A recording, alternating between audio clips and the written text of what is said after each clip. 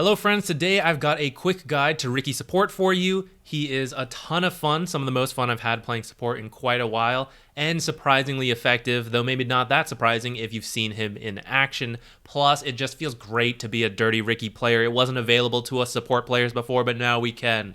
So you can play him 4 or 5, and if you haven't seen it, you're wondering why Riki Support. It's all about this sleeping dart from his shard. And his other stuff offers some utility, we'll get into that later. But it is this sleeping dart, which once you pick up an Aether Lens, has a really long cast range. It is only 12 seconds, yet it is a 3-second sleep. So this is tons of time to set up kills, just throw out the sleeping dart. If they manage to dodge it, something like spin dodge, right? Whatever, you're just gonna throw out another dart in 12 seconds. But because you're invis, it's very easy to scout heroes out, get real close, and it's practically impossible to dodge a sleeping dart from that distance, right? There's absolutely no warning it's coming, and then bam, 3 seconds you can't do anything, maybe even longer, because guess what? You're gonna smoke screen after that sleeping dart. So this combination of permanent invis for excellent scouting, mobility that's naturally part of his kit to move around fights and stay alive, and then the initiation setup of sleeping dart and smokescreen, that is why Riki is such a good support right now. The skill build is pretty straightforward. You can honestly just copy this without thinking much further on it, but just to walk you through a couple things, Blink Strike, level 1 and maxed first because you use the bonus damage plus the auto attack damage to secure range creeps. They both apply at the same time, so there you go. That's how you secure creeps, and you use it to trade against enemy heroes. The charge restore time going down and the cast range going up give you a lot more mobility and freedom to use this ability to hop around fights. And then the slow duration, it's not a lot, I know, 0.8 seconds at max, but it's a 100% slow, it doesn't say on here. And that's quite powerful. It will allow you and your teammates to get 1 or 2 more auto attacks to set more stuff up. So I know it sounds like a little, but it's meaningful. So that's why we max it first. Then Tricks of the Trade level 2 will allow you some outplay potential because you disappear from the map, so you can dodge auto attacks and certain spells. You also do damage in this time, and that's how you'll whittle people away through the laning stage. You're only going to use it when you have to, but it's there for you. You can also use it to go over trees, up and down cliffs, so just a lot of things you can do with this. It's possible to take Smokescreen at level 2 if they have some kind of channel like Shackles in the laning stage, or your offlaner or carry just has a really good matchup and they just need you to silence to get kills. So in that case, you can take Smokescreen at level 2, but I'd say it's a lot more common to see Tricks of the Trade level 2 and Smokescreen at 4. You will max Smokescreen out next, and at level 10, I will typically take Smokescreen Radius because I think the silence is the more important part. So make a bigger smoke cloud that they have to walk out of that gives you more time to kill them before they can use spells. But if it's more about the missed chance because it's a heavy right-click lineup and they're grouping up early, then you can max it first. It's not a big deal. From there, I like Cloak and Dagger at level 12 because of the reduced fade delay and the extra damage against creeps. This bonus is doubled against them. But you can make a case to max Tricks of the Trade first. Again, I don't think it's a huge deal at this point. Talents, these are pretty much set in stone, 25. Tricks of the Trade cooldown is usually the way to go. If a game requires the basic dispel, feel free to grab it. Just keep in mind that silences and roots cannot be dispelled because you can't cast Tricks of the Trade in those. So it's really about dust and other things to dispel. And most of the time, I think the -4 Tricks of the Trade cooldown, bring it down to 8 seconds, is a lot more valuable. A couple things you should know about Riki's abilities. Blink Strike pierces spell immunity, not just the damage, but the slow. So a hero like Juggernaut or anyone who has BKB can be slowed in that time. Blink Strike applies bonus damage and an auto attack from you. This is connected to your actual auto attack, so just like when you attack someone, there's a time between auto attacks. Blink Strike will have the same. So if you try to Blink Strike twice, you will only apply the bonus damage the second time and not the attack damage. So you can see here, the second time I used Blink Strike was a lot less damage, and that's because my attack is still on cooldown. This applies the same way if I were to attack and then Blink Strike, it only applies the bonus damage and not the bonus plus attack damage. So be careful of this. Don't spam out Blink Strike trying to get a ton of damage in, and then also keep this in mind when securing range creeps. You can't attack one creep and then blink to another and expect that full damage. You might still do that to try to get 2 different creeps, but just keep in mind, you're only working with the bonus damage on that second cast if you attack right before using it. That does not apply to Tricks of the Trade. So you can do something like attack, Tricks of the Trade, cancel, attack, and that is the quickest burst damage you can get as Riki in that small period of time if that's something you're trying to do. Tricks of the Trade also works on couriers, so if you're chasing them in the jungle and you find them, they're going through trees, flying, just Tricks of the Trade, and you can pick them off. You usually have to face the direction you want to use smoke screen, so if you cast it behind, you have to turn around. But if for whatever reason, in a very niche application, Tricks of the Trade and then cast behind you, it will instantly cast as soon as you come out of Tricks of the Trade wherever you apply it. Very limited use, but there you go. For the item build, just keep in mind that the shard is the most critical part of your kit. You must build this item. Now, a nice progression is to usually get arcane boots into the shard and then disassemble the boots for the Aether Lens. That would be a great default path. The Aether Lens, though, is not required, and the shard is the more important part. So if you're having a rough game, skip the arcane boots, get the shard first, and then go from there. Going backwards now to the starting items, this is a good aggressive build you could try. Tangos, of course. The Orb of Venom to slow along with your Blink Strike, and you'll do this more if your core has a good matchup, and all you need to do is like be a little annoying, slow them down, and then let your core do a lot of the work. That's when you can do this kind of build. You got mangoes for yourself, or for your core to mango them so that they can use spells while you just slow, and then some Iron Branches to round it out. If you don't have a great matchup, though, you can do something like this. A lot of mangoes just to have a lot of HP regen, plus your natural HP regen means you can take a lot of poke. That way you can just like be annoying, go for denies, try to help secure range creeps with Blink Strike, and not worry about getting too low with these mangoes. You can also feed them to your offlaner or your carry if you need them to use spells to get through the laning stage. The Iron Branches just help out your stats. And then if you're in a bad matchup, you're probably going to focus a lot on pulls and creep dragging, things like that. And that's where the sentries come into play. After that, you really just need a stick, which you can maybe upgrade into a wand if you're doing well. Again, don't delay your shard timing too much. So I'd rather stay at a stick to get the shard at a right time rather than get the wand. But I do buy the wand later usually. And then just stay at brown boots and then go for your core build. From there, 4-staff is very good. Just all the mobility you already have plus a 4-staff is pretty crazy. You can use this to save teammates. Octarine's also really nice, builds out of the Aether Lens, and then just brings your spells down to an even smaller cooldowns. Smokescreen becomes permanent uptime, which is pretty wild. So these two items, extremely common. If that's your build, you'd be good in like 90% of games, I would say. However, you are flexible. You can build whatever your team needs.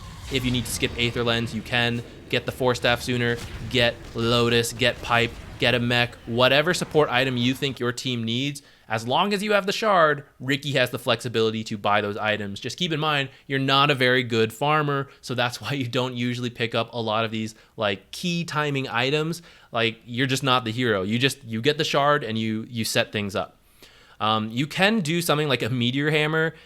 I think this is a bit memey. For the lower ranks, I think it'll work out better where you have more space to farm with Meteor Hammer and you can do this kind of setup. I think the higher up you go, people will deal with this a little better. I would rather get 4-staff and Octarine Core. If you want to start transitioning to more right-click, I think Mage Slayer and Skullbasher are two good like middle ground items. If they have a lot of spell damage, you can apply with Tricks of the Trade or Skullbasher. There you go. I think Diffusal probably comes online too late to be useful, so I would skip that. And then from there, you could get like BKB, Butterfly, Daedalus, whatever like right-click items you want, if that's the path you want to take. However, I do think like that's not really why you pick Riki Support. I'd rather do things like Octarine Core and then like Invis Hex, like how do people deal with that? I think those make more sense for support Riki, but honestly, you usually won't get to that point because you don't farm that well. So this is why this is all you usually need. For neutrals, just do whatever makes sense, but a special shout out to a couple items. One, Tumbler's Toy. It will allow you to use Tricks of the Trade to check high ground and then Tumbler's Toy off. Otherwise, Tricks of the Trade has 18-second cooldown at level 1, and that's kind of a long time. You might die if they had a ward up there because they know you're stuck there. So Tumbler's Toy helps out a lot with that. Other than that, any cast range item is incredible on Riki. It allows you to use all your abilities from further away. It makes you very hard to deal with. You're jumping all over the map wherever you want with Blink Strike and Tricks of the Trade. So I take those any chance I get. Otherwise, just whatever makes sense. Usually just trying to stay alive and help out the team. Riki's biggest weakness is his laning stage. Well, actually it's tilting your team if they don't like Riki, but beyond that, the actual hero, the weakest part is the laning stage because you don't offer as much as other heroes. Now you do have good base stats, so like I said, you're just going to try to like whittle down the enemy, play a decent lane, and if your core has a good matchup, then that makes Riki a lot better because you apply that slow as well. But especially in bad matchups, it's going to feel really rough, and mainly you're going to look to do pulls and just like poke, use Blink Strike to secure range creeps. This is where 4 Riki might be a little better than 5 Riki because you can do creep dragging, and at that stage of the game, you don't have permanent invis, so they actually follow you. So you just drag them around the towers and guarantee an equal lane, and that's what I would recommend you do. If you're 5 Riki, that is a lot harder, and you're going to have to depend on like half pulls and stacking the small camp to try to just like apply a lot of like useful lane equilibrium that way, because in the laning stage, you just won't offer that much. You can try to like harass and then Blink Strike to safety just to like distract them, but it's the tough part of Riki support. Beyond that, you want to go like contribute to the team for a little bit and try to like get things done with Smokescreen and Blink Strike, invisibly scout people, place good wards. But as you get close to 15 minutes and you don't have the money you need for Shard, take the time to farm it up. Go find an empty lane. Force yourself into a lane a little bit if you need to. You must get that Shard near 15 minutes. If it's a few minutes late, it's okay, but you want to take time to farm up that Shard before it gets too late. I'd say if you have the Shard after 20 minutes and you didn't even buy like Arcane Boots, you're definitely like missing your mark. You want to have like some usefulness, especially with the warding, show up to runes, things like that. Try to like be useful, but ultimately you need the Shard to really start shining. So find space for yourself, whatever you have to do, get that Shard. From there, then you're gonna go into active mode. You don't need to do any more farming. Find the heroes who want to be active and go set things up for them. Scout out the enemy, help your team dodge. Like if the enemy's winning, dodge those ganks, dodge their movement so that you're not taking fights you don't want to, and then try to find the one hero who's off on their own, pick off that hero. If your team's winning, it's a lot easier, right? Find whoever you want that, makes sense as the gank target and kill them. Again, don't bait your team into bad fights. Remember that you're invis with mobility, so you can't go super deep and be like, where's my team, right? Keep in mind what they can do and find the right targets for them. Set things up, get kills. It really helps if your team has any kind of global mobility because Sleeping Dart is so long, plus the silence, you have tons of time to rotate people in. But even without global road mobility, smoke your team, you go out in front, go find the right people, and get the kills that way. In terms of positioning, keep in mind that because you are permanently invis, you have Tricks of the Trade, you have Blink Strike, you should be positioning a lot more aggressively than other supports. Again, not like baiting your team into anything bad, and you yourself are actually quite fragile, so don't do anything that would reveal you're there and they just like smoke and kill you. But you want to stand in a way that you find the enemy team first. You're very much a vision hero. So instead of a usual support way in the back, let the cores figure it out, you want to be up in the front. You want to like find the enemy, and if they do find you, then you try to still get away with Trick of the Trade and Blink Strike. Whereas you do that at Crystal Maiden, they see you, they kill you, you are a slow, no escape, fragile hero. You can't position that way. But Riki, although I would say he's still relatively fragile, he has escapes, he has ways to dodge abilities, and he is invis. So you have a lot of things going for you to be that vision hero and find the fights your team wants to take. Even though I'm saying he's a vision hero, keep in mind your own MMR. Again, no offense here, purely educational channel, but depending on your rank, the whole like vision and setup aspect of Riki, the invisible ward, not as applicable to the lower ranks who the teams are not going to make use of that. But what you can do as Riki support in those brackets is keep in mind that Riki was a core hero. So you are going to kind of play that way and then scale into like right click damage. And you're just going to be another 5th core as those games go. And that's why Riki works out, right? People aren't going to punish your weak laning stage as much. So you get by, you kind of do some Riki support stuff, and then you buy your right click. So like it'll be fine. And in the higher brackets, keep in mind, we're not necessarily trying to do that, go straight into the right click damage.